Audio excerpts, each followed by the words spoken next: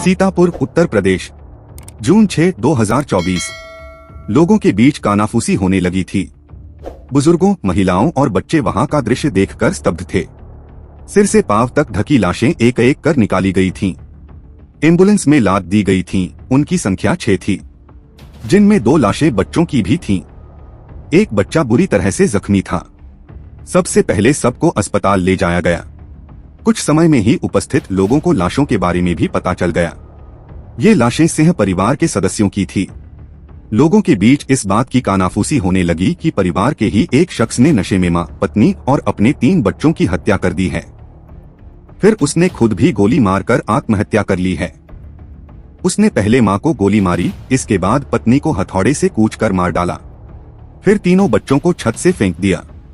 उत्तर प्रदेश के सीतापुर जिले में रामपुर मथुरा स्थित पल्हापुर गांव में बड़े आकार के आधा दर्जन से अधिक कमरों वाले 2 मंजिला मकान और उसके आसपास की चहल पहल दूर से ही अपनी भव्यता, खुशहाली और खुशियों की कहानी कह रही है। उसके अहाते में खेती किसानी के आधुनिक सामान, ट्रैक्टर आदि के अलावा आने जाने के लिए निजी गाड़ियां अक्सर देखी जाती थीं। उसमें रहने वाला परिवार 2 हिस्से में बंटा हुआ था। एक हिस्सा बुजुर्ग विधवा महिला सावित्री सिंह परिवार के सदस्यों के साथ इस मकान में रहती थीं, जबकि परिवार की बहू प्रियंका सिंह अपने 3 बच्चों के साथ लखनऊ के मकान में रहती थी। 2 भाई गांव में रहकर ही खेती का काम संभालते थे। उनके पास अच्छी खासी 100 बीघे जमीन थी। एक तालाब भी था जिसमें मछली पालन का कारोबार था। परिवार की अच्छी तरक्की, सुख के साधन और शिक्षित होने आदि की चर्चा पूरे गांव में होती थी। परिवार के मुखिया स्व वीरेंद्र सिंह इलाके में बड़े किसान की हैसियत रखते थे और उनका परिवार आधुनिक ढंग से खेती करवाने के लिए जाना जाता था। परिवार में सब कुछ ठीक चल रहा था। गांव वालों की निगाह में उनकी जिंदगी आनंद के साथ गुजर रही थी। अचानक 11 मई की सुबह 7 बजे के करीब उसी घर के आगे कोहराम मच गया था। वहां कई एम्बुलेंस और पुलिस की गाड़ियां पहुंच चुकी थीं। अस्पताल कर्मी और पुलिसकर्मी मकान के भीतर जा चुके थे और अहाते से लेकर आसपास के रास्ते पर ग्रामीणों की अच्छी खासी भीड़ जुट चुकी थी। दरअसल सिंह परिवार के पट्टीदार प्रभाकर ने सुबह सुबह रामपुर मथुरा थाने की पुलिस को नृशंस हत्या के वारदात की सूचना दी थी। उसे परिवार के एक सदस्य ने 4 बजे के करीब फोन कर बुलाया था। इस वारदात की जानकारी मिलते ही मौके पर सीओ, इंस्पेक्टर समेत काफी पुलिस फोर्स मौके पर पहुंच गई थी। फोरेंसिक टीम भी मौके पर पहुंचकर जांच पड़ताल करने लगी थी। पहली जांच के अनुसार वारदात को 42 साल के अनुराग सिंह ने अंजाम दिया था। वह परिवार समेत रहता था। मरने वालों में सावित्री सिंह 62 वर्ष, अनुराग सिंह 40 वर्ष, प्रियंका सिंह 40 वर्ष, अश्विनी 12 वर्ष थे, जबकि छोटा लड़का आदित्य 8 वर्ष और अश्वी 10 वर्ष उस वक्त तक जीवित था। पहली जांच के बाद सीओ महमूदाबाद दिनेश शुक्ला के अनुसार आत्महत्या करने वाला शख्स अनुराग सिंह नशे का आदी था। परिवार वाले उसे नशा मुक्ति केंद्र ले जाना चाहते थे। इसे लेकर रात में विवाद हुआ था, जो काफी बढ़ गया था। अनुराग के नशे की आदत के बारे में पड़ोसियों ने भी जानकारी दी। उन्होंने बताया कि अनुराग नशा करता था और अक्सर वह शराब पीकर ही घर आता था। उसके घर से हमेशा झगड़े की आवाजें आती थीं। उनकी अस्पष्ट आवाजों में किसान क्रेडिट कार्ड, बंटवारे, बाबूजी, कर्ज, खर्च आदि की बातें सुनाई देती थीं। घर के मुखिया के निधन के बाद से ऐसा लगता था कि मानो घर की सुख शांति भंग हो गई हो। अनुराग की मानसिक हालत भी ठीक नहीं चल रही थी। एक ही परिवार के 6 लोगों की हत्या से गांव के लोग भी गमगीन हो गए थे।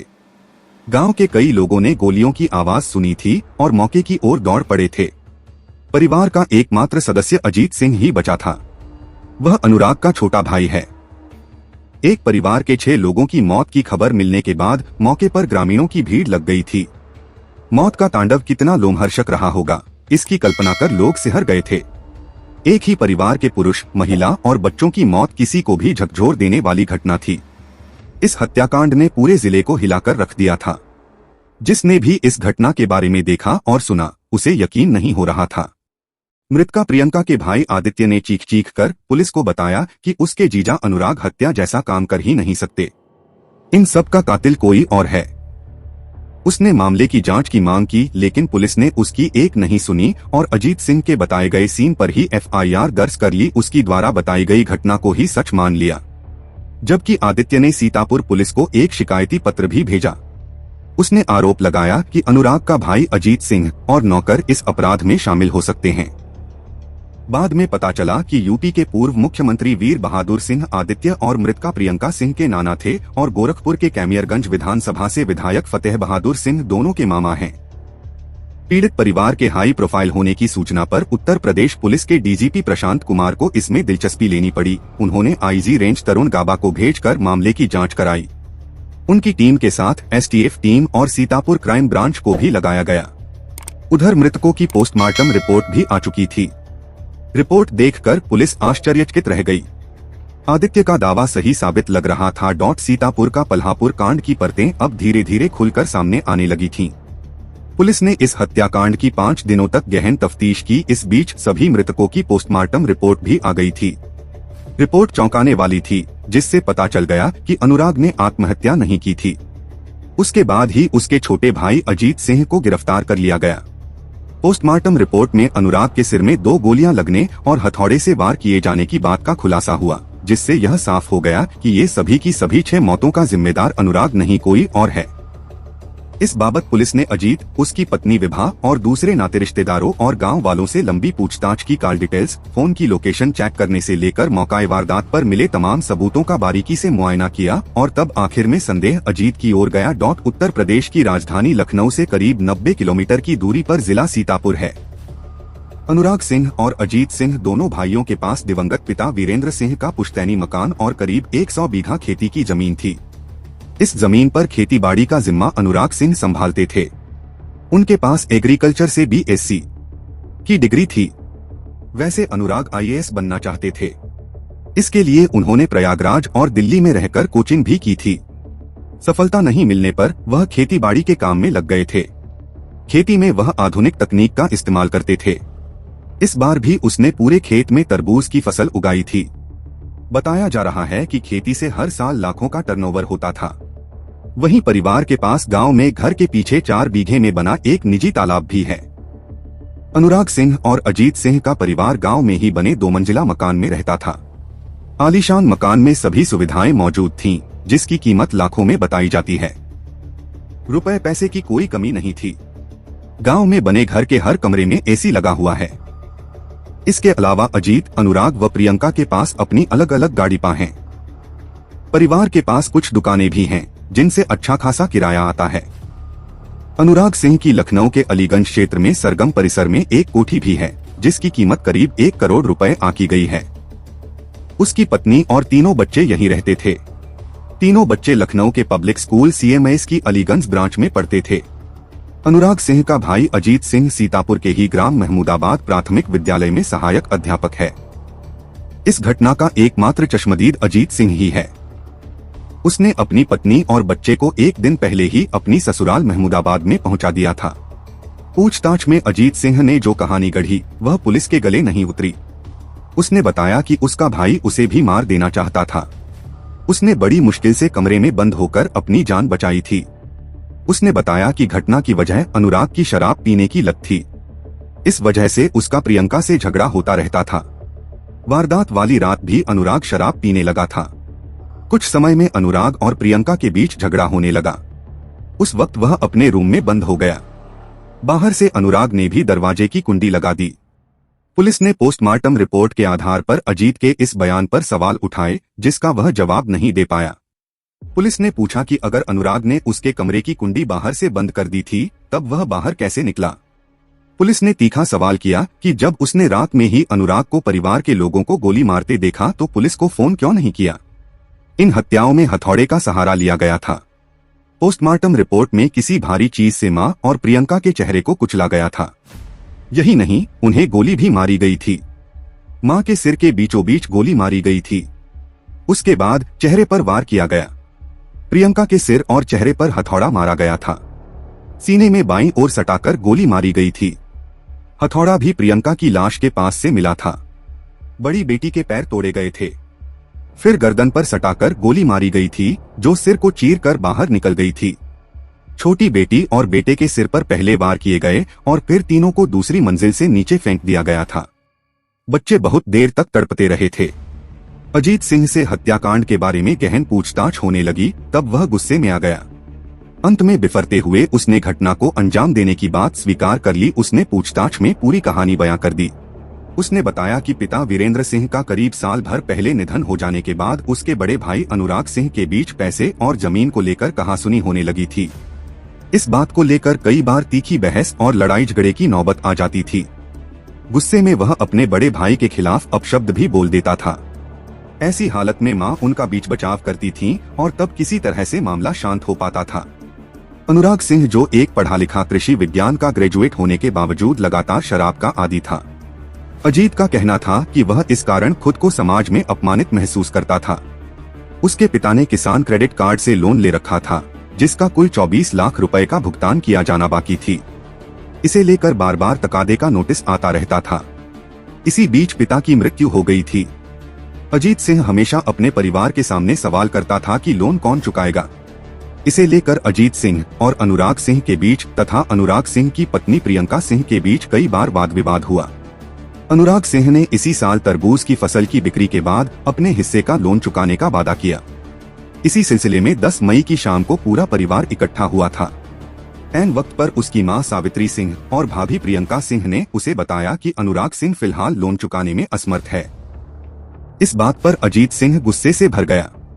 उसने शाम के समय घर में बनी खिचड़ी में नींद की 4 से 5 गोलियां मिला दी और सभी के सोने का इंतजार करने लगा। अजीत का कहना था कि उसका मकसद अपने भाई व भाभी को खत्म करने का था, क्योंकि उसकी नाराजगी भाई भाभी से थी। मां और बच्चों को केवल नींद की गोली देकर सुलाना चाहता था। उसकी योजना पर पानी तब फिर गया जब उसे मालूम हुआ कि परिवार के सभी लोग बाहर से खाना खाकर आए हैं। किसी ने घर में पकी खिचड़ी नहीं खाई। अजीत सिंह पशोपेश में पड़ गया कि वह अब क्या करे। फर्स्ट फ्लोर पर बने अपने कमरे में जाकर वह लेट गया, लेकिन उसे नींद नहीं आ रही थी। रात के 2 चुके थे। वह अचानक उठा और फर्स्ट फ्लोर पर बने प्रियंका सिंह और बच्चों के कमरे की बिजली का मेन स्विच ऑफ कर दिया। कुछ समय में ही गर्मी के कारण प्रियंका कमरे से बाहर आ गई।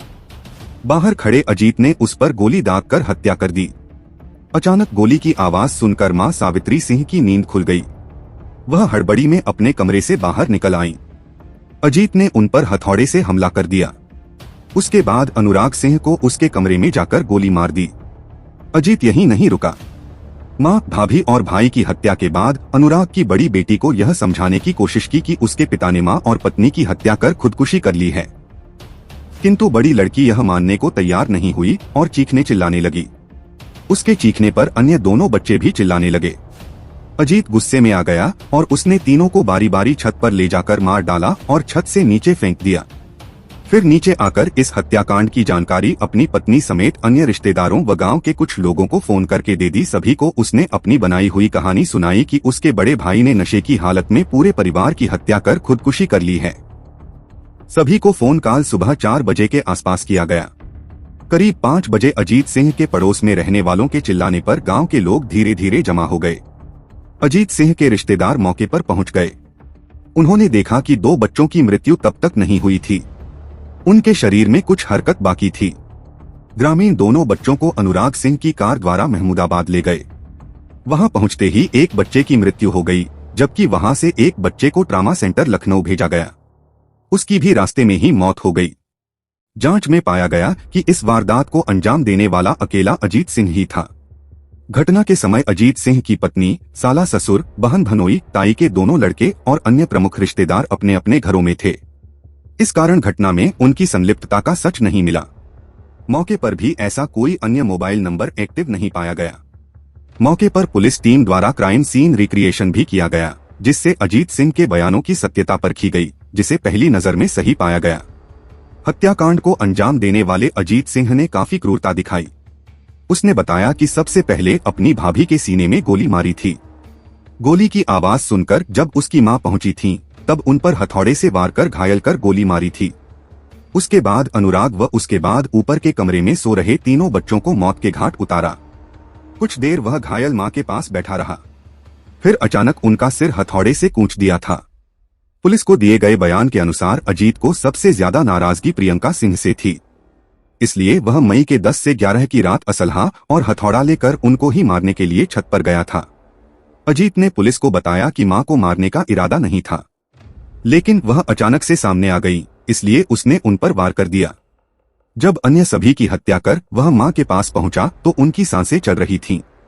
अजीत ने यह भी दावा किया कि मां ने कहा था कि वह वहां से चला जाए। अजीत का कहना था कि उस पर सनक चढ़ी थी, कुछ समझ नहीं आ रहा था। ऐसा लगा कि अगर मां जिंदा रहेंगी तो वह कैसे उनका सामना करेगा। यह सोचते ही अजीत ने मां सावित्री पर कई वार कर दिए। जब तक पड़ोसियों को पता चला तब तक बहुत देर हो चुकी थी। घर के सामने रहने वाले अनुराग के करीबी प्रभाकर प्रताप सिंह ने बताया कि घटना की जानकारी पर वह मौके पर पहुंचे। बच्चों की सांसें चलने का हवाला देकर उन्होंने अनुराग के भाई अजीत से कार की चाबी मांगी, लेकिन आधे घंटे तक चाबी नहीं मिली। बाद में अनुराग की गाड़ी की चाबी मिल गई। वह गांव के अमरेंद्र सिंह, निर्मल व राजू के साथ तीनों बच्चों को लेकर महमूदाबाद CHC गए। यहां से वे लोग उन्हें लेकर लखनऊ भागे। तब गाड़ी में पहले बेटी खत्म हुई और अस्पताल पहुंचने पर बेटे ने भी दम तोड़ दिया। बताते हैं कि बेटा कुछ बोलने की कोशिश कर रहा था। वैसे उसे मरा जानकर ऊपर से फेंका गया था, फिर भी यदि समय से उपचार मिल जाता तो वह घटना की हकीकत बता सकता था। कथा पुलिस सूत्रों व जनचर्चा पर